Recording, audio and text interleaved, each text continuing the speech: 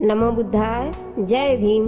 सावित्रीबाई फुले अमर रहें, ज्योतिबा फुले अमर रहें। दोस्तों, आज आप लोग को मैं भारत की प्रथम महिला शिक्षिका सावित्रीबाई फुले जी के बारे में इस वीडियो में आज बात करती हूँ। मेरा नाम किरण है और आप सभी का किरण की आवाज में स्वागत है। सावित्रीबाई फुले जी का जन्म 3 जनवरी 1831 को महाराष्ट्र के पुणे में हुआ था।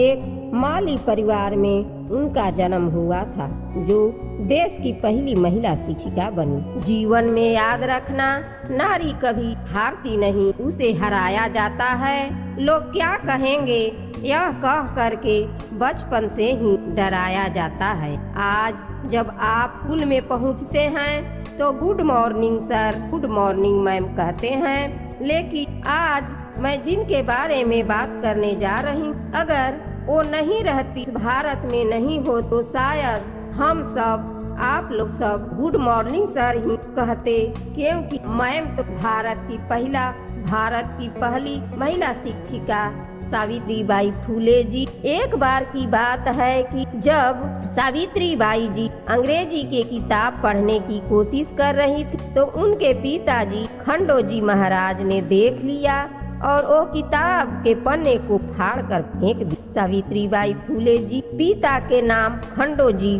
नेव से था तथा माता का नाम लक्ष्मीबाई था और उन मात्र 9 साल की उम्र में ही शादी हो गई। और उन्होंने समझाया कि जब किताब को पन्ना पलट कर वो देख रही थी, तब पिताजी ने उन्हें समझाया कि बेटा, हम जिस जाति में पैदा हुए हैं, हमें पढ़ने लिखने का अधिकार नहीं। तब से सावित्रीबाई फुले जी के मन में शिक्षा को लेकर एक नई आग जल, उनको पढ़ने लिखने में बहुत मन लगता था। इसी के वजह से अपना विचार अपने पति ज्योतिबा फुले जी से प्रकट की कि मैं पढ़ना लिखना चाहती। वह चाहती थी कि हम खूब पढ़ें और बाकी जितनी साथ बालिकाएं हैं और बच्चियां हैं उन्हें भी पढ़ाएं। इसी विचार के साथ वह ससुराल पहुंची, जिनसे उनकी शादी हुई थी। ज्योतिबा फुले जी के उन्हें बाद में महात्मा की उपाधि भी मिली। तो ज्योतिबा फुले जी को मालूम हुआ कि पत्नी पढ़ना लिखना चाहती है, तो उन्होंने उनका बहुत साथ दिया। घर में पढ़ा नहीं सकते थे क्योंकि माहौल ऐसा नहीं था। तो खेत में जब ज्योतिबा फुले जी काम करने जाते थे, तो सावित्रीबाई वहाँ पर खेत में ज्योतिबा फुले जी लिए खाना लेकर जाती। तब उन्हें खेत में ही ज्योतिबा फुले जी पढ़ाया करते थे कि यह बात ज्यादा समय तक छिप नहीं सकी। जैसे ही ज्योतिबा फुले जी के पिताजी को मालूम चला, तो दोनों को घर से बाहर निकाल दी। उनका कहना था कि जब लड़कियां पढ़ लिख जाएंगी तो देश में आंधी आ जाएगा, तूफान आ जाएगा, महामारी आ जाएगी, बीमारी हो जाएगी। लड़कियों को पढ़ना बहुत पाप माना जाता था। उस समय का समय का ऐसा माहौल था। इसलिए ज्योतिबा फुले जी के पिता को पता चला कि सावित्रीबाई फुले पढ़ रही है, तो उनको बहुत मना किए। ज्योतिबा फुले, अगर पढ़ा रहे हो अपनी पत्नी को तो हमारे घर से दूर चले जाओ, हमारे घर में मत रहो, नहीं तो पाप बढ़ जाएगा। क्योंकि उनके पिताजी जो खंडे जी थे, वो मनुवादी विचारधारा के थे। इसलिए सावित्रीबाई फुले और ज्योतिबा फुले जी घर से बाहर निकाल दी। लेकिन जीवन में जो भी आप ठान ले उसे कर सक, बस उन्हें जिस मंजिल तक आप पहुंचना चाहते हैं, अगर मन में विचार बना लें, अगर मन में ठान लें, तो उस मंजिल तक आप पहुंच सकते हैं। इसी तरह से सावित्रीबाई और ज्योतिबा के साथ, जब ज्योतिबा फुले जी को उनके ससुराल वाले, उनके घर वाले, सावित्रीबाई फुले जी के ससुराल वाले ने घर से निकाल दिया था, ज्योतिबा फूले के मित्र उस्मान शेख ने अपने घर में रहने की शरण दी। उस्मान शेख की एक बहन फातिमा शेख सावित्रीबाई जी बहुत अच्छी दोस्त बन गई। जब सावित्रीबाई ने उन्हें बताया कि वो पढ़ना चाहती हैं और शिक्षा के क्षेत्र में आगे बढ़ना चाहती हैं, तो दोनों ने साथ में पढ़ाई। जब सावित्रीबाई फूले और फातिमा शेख की दोस्ती बहुत ही गहरी हुई। जब सावित्रीबाई 17 साल की थी, उन्होंने बालिकाओं के लिए स्कूल खोलने का विचार किया।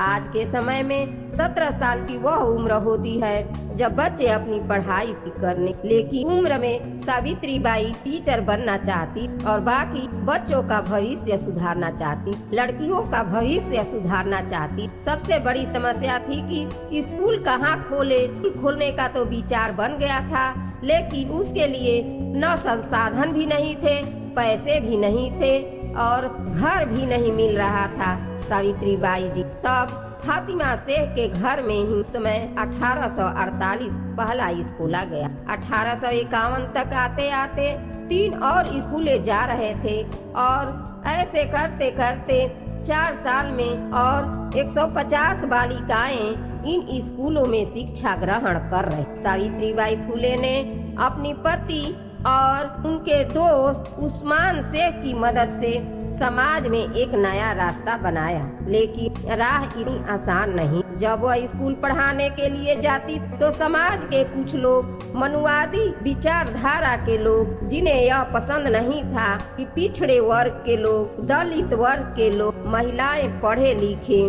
तो उन पर सड़े गड़े टमाटर फेंकते थे, कीचड़ फेंकते थे, गंदगी फेंकते थे, उन पर पत्थर फेंकी। सावित्रीबाई फूले बच्चियों न पढ़ाएं, महिलाओं को न पढ़ाएं, तो उनकी साड़ी गंदी हो जाती। तो एक दिन उन्होंने अपने पति ज्योतिबा फूले से बोली कि मैं अब पढ़ाने नहीं जाऊं। तो ज्योतिबा फूले ने एक दिन उनको सुझाव दिए कि आप अपने पर्स में 2 साड़ियां लेकर जाओ और एक साड़ी पहन कर जाओ और एक साड़ी अपने पर्स में लेकर जाओ, और दूसरी स्कूल पहुंचने के बाद वो साड़ी अच्छा वाला बदल दे। कुछ दिन तक यह उपाय काम आया, लेकिन यह कब तक चलेगा।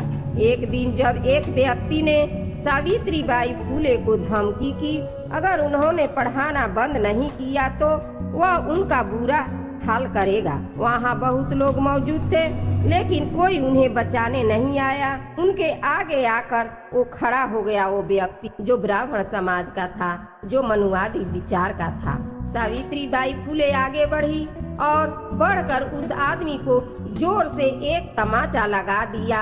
उस दिन के बाद से लोगों ने इन पर कीचड़ फेंकना और टमाटर सड़ा गड़ा फेंकना, गंदगी फेंकना, पत्थर फेंकना सब बंद कर दी। और इन्हीं के साथ में रहने वाली सुगना बाई नाम की एक महिला ने इन्हें भरपूर साथ। शिक्षा के आंदोलन में सुगना बाई भी इनके साथ में हो गई और बालिकाओं की शिक्षा के लिए उन्होंने पूरे देश में एक अलग ही आवाज उठा दी। उस समय भारत में बहुत सारी कुर्तियां फैलती चली जा रही थी। ऐसी कुर्तियां थी कि अगर कोई महिला विधवा हो जाती तो उसके बाल कटवा दिए जाते थे, उसे अलग रहना होता था और समाज उसका बहिष्कार कर देता था। एक तरफ तो उसे अलग कर दिया जाता था, लेकिन दूसरी तरफ यह था कि ऐसी महिलाओं का यौन शोषण भी होता था। और जब वह गर्भवती हो जाती थी तो लोक लाग जो बचाने के लिए उनके पास आत्महत्या करने के अलावा कोई चारा नहीं था। सावित्रीबाई फूले जी ने महिला शिक्षा के लिए तो काम किया ही, लेकिन ऐसी कुर्तियों को मिटाने के लिए भी भरपूर प्रयास किया।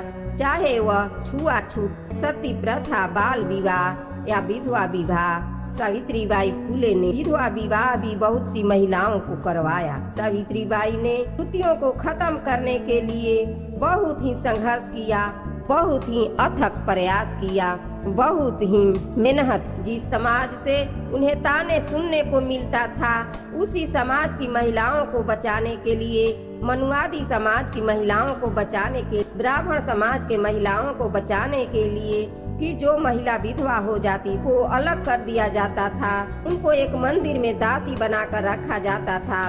और उसी के साथ घिनौना काम किया जाता था। तो जो गर्भवती हो जाती थी तो लोक लाज के डर से आत्महत्या कर लेती। उसी पर वो काम करने लगी। जो महिलाएं विधवा हो जाती हैं तो फिर से पुनः विधवा विवाह करवाती। एक ब्राह्मण महिला ने जो विधवा थी एक बच्चे को जन्म दिया तो उसे सावित्रीबाई फुले ने अपना दत्तक पुत्र माना और उसे बेटे की तरह पाला। उस बेटे का नाम जसवंत राय रखा गया, जो आगे चलकर जसवंत राय भी डॉक्टर बने और उन्होंने भी समाज कल्याण के लिए बहुत सारे काम किए। सावित्रीबाई फुले जी बहुत तरह के कुरीतियों को मिटाने का काम किए। उन्होंने अपने घर में कुआं खुदवाया कि अगर पिछड़ी जाति को, दलित जाति को पानी नहीं पीने दिया जाता तो सावित्रीबाई फुले ने अपने ही घर में कुआं खुदवाया कि सभी जाति के व्यक्ति आकर उनके कुएं से पानी पी सकते। यह वह जमाना था जब निचली जाति के लोग छाया तक को अपवित्र माना जाता था। पीने के पानी तक का अधिकार न रखने वाले इन लोगों के लिए सावित्रीबाई ने अपने ही घर में कुआं खुदवाया। वह कह रही थी कि कोई भी जाति, कोई भी वर्ग के लोग यहाँ आकर पानी पी सकते। इस तरह के सावित्रीबाई फुले और उनके पति महात्मा ज्योतिबा फुले ने समाज में मौजूद दरारों को मिटाने का काम किया। वो लोग समता लाना चाहते थे, सब में बराबरी लाना चाहते थे। 1897 में एक महामारी फैली हुई, वो प्लेग नाम की महामारी थी जो भारत में भी आज पूरे देश में फैली। इस महामारी से लोगों को बचाने और उनकी मदद करने के लिए सावित्रीबाई फुले और उनका परिवार जुट गया था। उनके बेटे यशवंत राव जो डॉक्टर बन चुके थे, उन्होंने महामारी के बीमारी में अपना क्लिनिक खोलकर सभी को फ्री में इलाज कर रहे थे। सावित्रीबाई रोगियों को तक लेकर जाती और उनके बेटे उस सब मरीजों को देख रेख करते थे और कहते हैं कि इसी लक्ष्य में वो लोग जीते थे। और प्लेग के मरीजों को इलाज करते करते सावित्रीबाई फुले भी प्लेग की चपेट में आ गई और मरीजों को सेवा करते करते ही सावित्रीबाई फुले की 1897 की समाज के लिए वह एक संदेश छोड़ गई कि हमें सबको साथ लेकर चलना है। सावित्रीबाई फुले और ज्योतिबा फुले ने उनके पति साथ मिलकर और उनके मित्र उस्मान शेख और उनकी बहन फातिमा शेख साथ मिलकर भारत देश के लिए शिक्षा का अलख जगा चुके थे। तभी से महिलाओं को कुछ पढ़ने लिखने के लिए, अधिकार के लिए, फिर बाद में बाबा साहब भी प्रयास की। आज एक बार फिर महात्मा ज्योतिबा फुले और सावित्रीबाई फुले के साथ साथ मैं उस्मान शेख और फातिमा शेख को भी कोटि कोटि नमन करती हूँ, कोटि कोटि मैं प्रणाम करती। इस अद्भुत योगदान के लिए उन्हें धन्यवाद दे। सावित्रीबाई फुले अमर रहे, ज्योतिबा फुले अमर रहे। धन्यवाद।